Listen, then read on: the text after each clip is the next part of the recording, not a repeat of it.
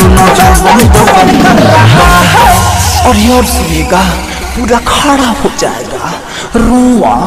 सुनिए ना जब सैया कर रहा है सामान से धुआं निकल रहा है कि जब जब सैया कर रहा है सामान से धुआं निकल रहा है। डीजे मुकेश चकिया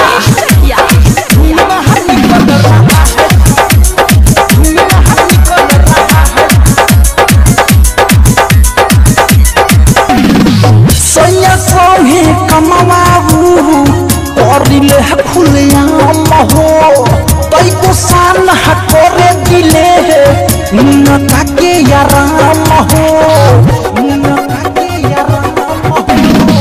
सैया सोहे कमा करिले हम तो खुलेआम हो तई को सान करे दिले न ताके आराम हो।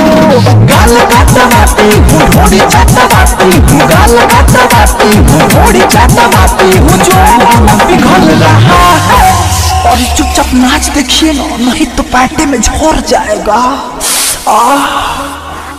जब सैया कर रहा है सामान से धुआं निकल रहा है कि जब जब सैया कर रहा है सामान से धुआं निकल रहा है।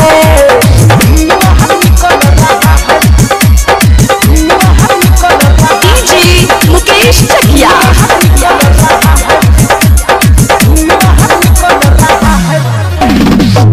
दीवाना पिया जी के भैया जब से नाम हो तब से न करे दिले कौनो हम काम हो।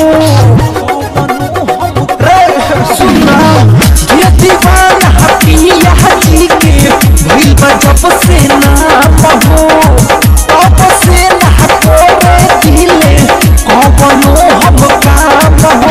अरे छोड़ दिला पानी कोरस छेड़ खानी अरे छोड़ दिला पानी कोरस छेड़ खानी सैलेस हाथ मल रहा है। एक बार आओ बताऊंगी फिर चली जाऊंगी। सुनो जब सैया कर रहा है सामान से धुआं निकल रहा है कि जब जब सैया कर रहा है सामान से धुआं निकल रहा है। रत भर उठ चुसवाती हूँ रोड रोलर खूब चलवाती हूँ अबे नहीं डराती हूँ खूब करवाती हूँ नहीं डराती हूँ खूब करवाती दोनों जवान कर रहा है। और ये और सुनिएगा पूरा खड़ा हो जाएगा रुआ। सुनिए ना जब सैया कर